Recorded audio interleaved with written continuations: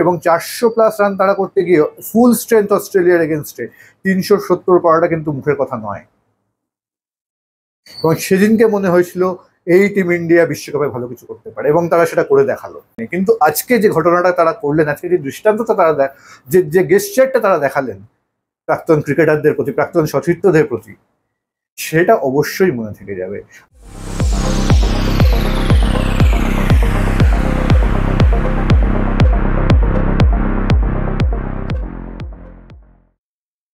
নমস্কার, হুইলার হুইলে আবার আপনাদের সকলকে স্বাগত জানাই। ভারতীয় মহিলা ক্রিকেট দল প্রথমবারের জন্য বিশ্ব চ্যাম্পিয়ন হলো। অসাধারণ অনুভূতি, অসাধারণ মুহূর্ত। যে টিমটা একটা সময় পর পর অস্ট্রেলিয়া, ইংল্যান্ড এবং সাউথ আফ্রিকার কাছে হেরে বিশ্বকাপ থেকে ছিটকে যাওয়ার মতো কন্ডিশনে ছিল।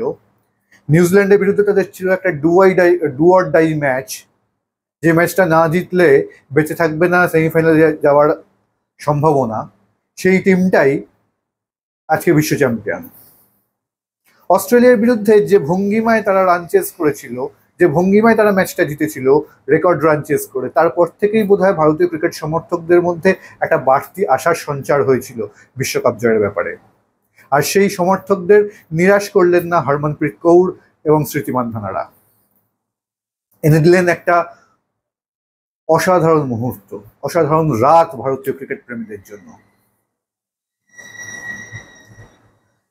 গতকাল প্রিভিউ শোতেই আমরা বলেছিলাম যে এই টিম ইন্ডিয়ার জন্য বোধহয় বেটার হবে আবার রান চেস করতে যাওয়াটা বা পরে ব্যাট করাটা।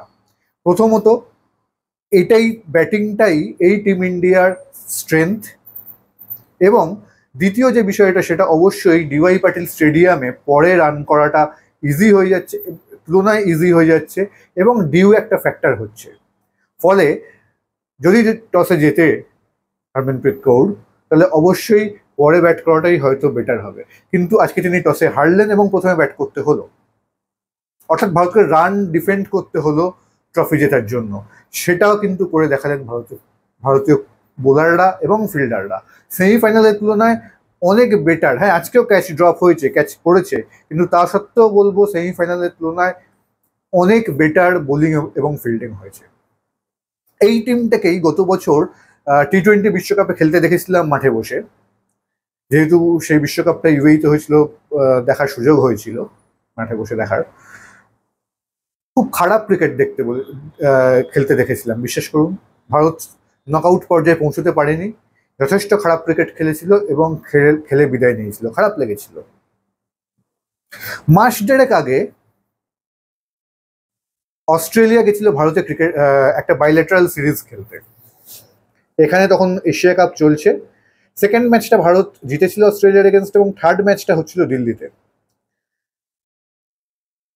যদি খুব ভুল না করি, ভারতকে সম্ভবত 412 বা 422 এরকম একটা রানের টার্গেট দিয়েছিল অস্ট্রেলিয়া আগে ব্যাট করে। তখন এশিয়া কাপের প্রস্তুতি চলছে আইসিসি একাডেমিতে, সেদিনকে সন্ধ্যেবেলায় তখন রয়েছি। ভেতরে ইন্ডিয়ান মেন্স টিম প্র্যাকটিস করছে এশিয়া কাপের জন্য, আর বাইরে কয়েকজন আমরা বসে খেলাটা দেখছিলাম। বিশ্বাস করুন, সেই ম্যাচটা, সেই রান তারাটা দেখতে দেখতে মনে হয়েছিল যে আসন্ন বিশ্বকাপে ভারত কিছু ভালো করলেও করতে পারে। একটা অসাধারণ বললে কম বলা হবে, এরকম একটা ইনিংস খেলেছিলেন স্মৃতি মান্ধানা সেদিনকে, ঠিক যেরকম সেমিফাইনালে খেললেন জেমাইমা রড্রিগেজ। প্রায় কাছাকাছি পর্যায়ের একটা ইনিংস খেলেছিলেন স্মৃতি মান্ধানা সেদিনকে। ভারত 20 ওভারের মধ্যে 200 ক্রস করে গেছিল।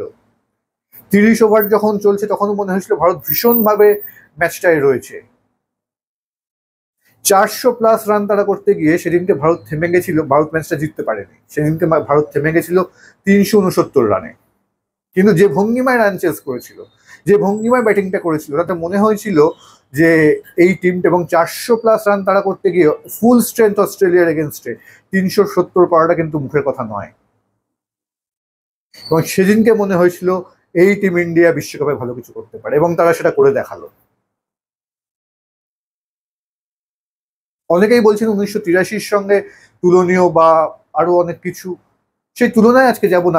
আজকের দিনটা, আজকের মুহূর্তটা তুলনার নয়। আজকের মুহূর্তটা বোধহয় শুধু উপভোগ করার।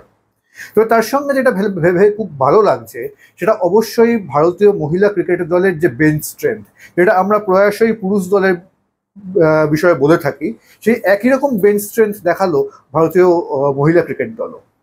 প্রতিকা রাওয়াল এই টুর্নামেন্টে ভারতীয়দের মধ্যে সেকেন্ড হাইয়েস্ট রান স্কোরার। ওই যে আগে নিউজিল্যান্ড ম্যাচটার কথা বললাম না, যে ম্যাচটা না জিতলে ভারত সেমিফাইনাল উঠতে পারতো না, ওঠার সম্ভাবনাটাই বন্ধ হয়ে যেত, সেই ম্যাচে সেঞ্চুরি করে টিমকে জিতিয়েছিলেন।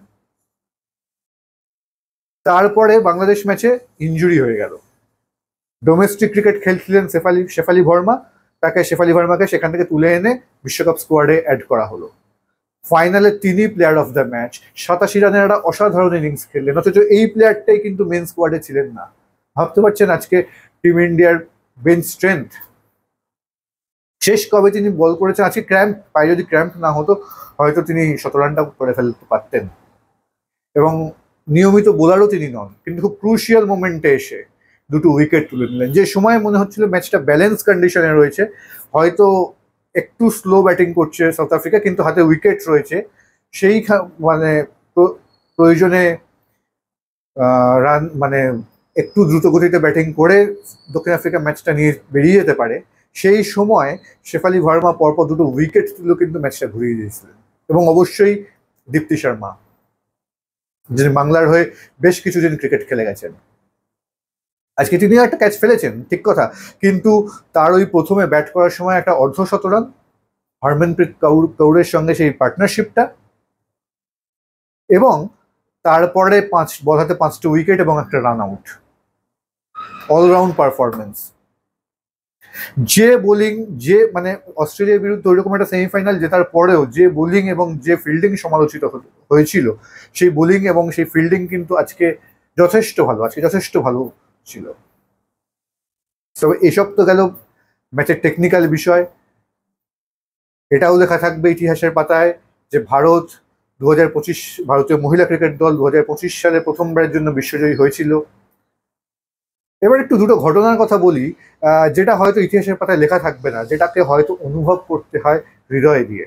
যে দুটো বিষয় ভীষণভাবে মন ছুঁয়ে গেল আজকে, এই আনন্দ আবেগঘন মুহূর্তে যে দুটো বিষয়কে উল্লেখ না করলেই নয়। সেটা হচ্ছে আজকে ম্যাচটা শেষ হলো, টিম ইন্ডিয়া সেলিব্রেশন শুরু হলো, ক্যামেরায় দেখা গেল ডাগ আউটের কাছ থেকে হুইল চেয়ারে করে বের করে নিয়ে আসা হচ্ছে প্রতিকা রাওয়ালকে। টিম ইন্ডিয়ার প্রতিটা সেলিব্রেশনে তাকে পার্ট করা হলো, প্রতিটা সেলিব্রেশনে তিনি থাকলেন। ভীষণভাবে মন ছুঁয়ে গেল বিষয়টা, যেভাবে প্রতিটা সেলিব্রেশনে তাকে হুইল চেয়ারে করে নিয়ে গিয়ে রাখা, তাকে সুযোগ দেওয়া হলো মুহূর্তগুলো উপভোগ করার। আজকে হয়তো সেদিনকে ইঞ্জুরিটা না হলে আজকে হয়তো তিনি ওপেন করতেন স্মৃতি মান্ধানার সঙ্গে, জানি না সেক্ষেত্রে শেফালি ভার্মা পারফরমেন্সটা করে আসতো, অবশ্যই তিনিও পারফর্ম করতেন, কিন্তু আজকে তিনি হুইল চেয়ারে, তাকে যেভাবে পার্ট করা হলো প্রতিটা সেলিব্রেশনের প্রতিটা মুহূর্তে, সেটা ভীষণভাবে মন ছুঁয়ে গেল। দ্বিতীয় আর একটা ঘটনা না বললেই নয়, সেটা হচ্ছে অবশ্য এই বিষয়টার জন্য আমরা আপনাদেরকে নিয়ে যাবো একটুখানি 2011 বিশ্বকাপে। সেই বিশ্বকাপে সেই রাতটা যদি আপনাদের মনে থাকে, দেখবেন যে বিশ্বকাপ জয়ের পর ধোনির সেই ছক্কাটার পর টিম ইন্ডিয়া ভীষণভাবে সেলিব্রেট করছে। সেইখানে সেই মুহূর্তে কিন্তু ওয়াংখেড়েতে দাঁড়িয়েছিলেন 3 সদ্য প্রাক্তন ক্রিকেটার, 2007-এ, যাদের মধ্যে একজন 2007-এ দেশকে নেতৃত্ব দিয়েছিলেন বিশ্বকাপে, একজনের নেতৃত্বে 8 বছর আগে অর্থাৎ 2003-এ ভারত বিশ্বকাপের ফাইনালে উঠেছিল, কিন্তু শেষরক্ষা হয়নি সেবার, এবং আরেকজন ছিলেন তার আগে মানে ধোনির আগে ভারতীয় টেস্ট দলের অধিনায়ক, যাদের হাতে তৈরি হয়েছিলেন সেই ভারতীয় দলের অনেক ক্রিকেটার। তারা সেদিনকে, এটা কোনো অভিযোগ নয়, কারোর বিরুদ্ধে এখানে কোনো অভিযোগ নেই, কিন্তু তাও শেয়ার করতে ইচ্ছে হলো, সেদিনকে কিন্তু কেউ ওই টিম থেকে এসে ডেকে নিয়ে যাননি এদেরকে, কারণ তারা ব্রডকাস্টারের পার্ট হিসেবে সেদিনকে ওয়াংখেড়েতে ছিলেন, মাঠে সে সময় দাঁড়িয়েছিলেন। সেলিব্রেশনের পার্ট কিন্তু করার জন্য কোনো ক্রিকেটার বা কেউ তাদেরকে ডাকেননি। আর এই জায়গাটাই যেন তাদেরকে ছাপিয়ে গেলেন আজকে জেমাইমা রড্রিগেজ, স্মৃতি মান্ধানারা।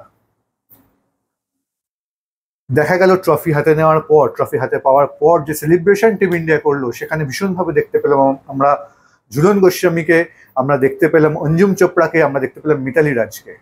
তাদেরকে ডেকে নিলেন এই ক্রিকেটাররা, তারাও ব্রডকাস্টিং টিমের পার্ট ছিলেন। এই এই মিতালি রাজের নেতৃত্বেই ভারত শেষবার বিশ্বকাপ ফাইনাল খেলেছিল 2017 সালে। ঝুলন গোস্বামী সেই টিমের স্ট্রাইক বোলার ছিলেন, স্মৃতি মান্ধানারা, হরমনপ্রীত কৌররা সেই টিমের পার্ট ছিলেন। আজকে পুরনো সতীর্থদের তারা ডেকে নিলেন, তাদের সেলিব্রেশনের পার্ট করলেন, তাদেরকে 2017 সালে খুব কাছে গিয়ে, বিশ্বকাপের খুব কাছে গিয়েও 50 ওভারের ম্যাচে 85 ওভার ডমিনেট করেও যে ট্রফিটা জেতা যায়নি সেদিনকে, সেই ট্রফিটা স্পর্শ করার সুযোগ করে দিলেন। আবারও বলছি, 2011 নিয়ে কারোর প্রতি কোনো অভিযোগ নেই, কিন্তু আজকে যে ঘটনাটা তারা করলেন, আজকে যে দৃষ্টান্তটা তারা যে গেস্টারটা তারা দেখালেন প্রাক্তন ক্রিকেটারদের প্রতি, প্রাক্তন সতীর্থদের প্রতি, সেটা অবশ্যই মনে থেকে যাবে। আশা করি যারা দেখেছেন বিষয়টা, যারা উপভোগ করেছেন সেই সময়টা লাইভ, তাদের মনেও এটা থেকে যাবে বহুদিন ধরে।